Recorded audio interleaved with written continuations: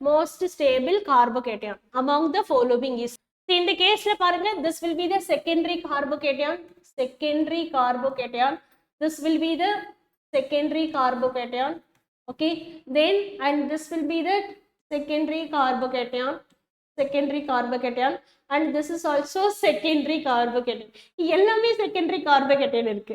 எப்படி find out பண்றது? எல்லாமே secondary carbocation இருக்கு. previous caseல secondary இருந்தது, tertiary mix பண்ணிக்கிட்டேன். இப்போ எல்லாமே secondary இருக்கு. என்ன செய்யலாம்? அடுத்த பார்ட்டுக்கு வா. அடுத்த பார்ட்டுக்கு என்ன செய்யலாம் அப்படின்னா, carbocation stabilized by என்ன கொடுக்கலாம்? ஹைபர் கான்ஜுகேஷன் ஸ்ட்ரக்சர் கொடுக்கலாமா? Carbocation stabilized by hyperconjugation. அப்ப ஆல்பா கார்பன் என்ன இருக்குன்னு பாரு. கார்போகேட்டனுக்கு நியரஸ்ட் கார்பன் ஆல்பா கார்பன். ஓகேங்களா? அப்ப ரெண்டு ஹைபர் கான்ஜுகேஷன் ஸ்ட்ரக்சர். அப்ப hyper conjugation which is directly proportional to, ஏன்னா இந்த ஸ்ட்ரக்சர்ல எங்கேயும் டபுள் பாண்ட் கிடையாது. அப்ப ரெசனன்ஸ் பத்தி நம்ம பேசவே முடியாது. ஓகேங்களா? அப்ப ஒரே ஒரு பாசிபிலிட்டி என்ன இருக்கு? ஹைபர் கான்ஜுகேஷன் மட்டும் தான் பாசிபிலிட்டி இருக்கு. so that அப்ப hyper conjugation which is directly proportional to stability of carbocation. ஓகேங்களா? Stability of carbocation. அப்ப இந்த கேஸ்ல நமக்கு என்ன இருக்கு? செகண்டரி.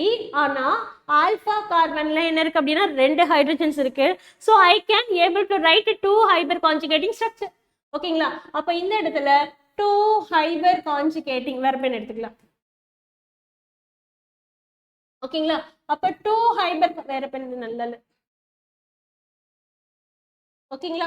2 ஹைபர் கான்ஜுகேட்டிங் ஸ்ட்ரக்சர் எடுத்துக்கலாம். 2 hyper conjugating structure first compound. Second காம்பவுண்ட்ல பாருங்க, இந்த சைடு ரைட் சைடுல எவ்வளவு இருக்கு? ஆல்பா கார்பன் 3 இருக்கு.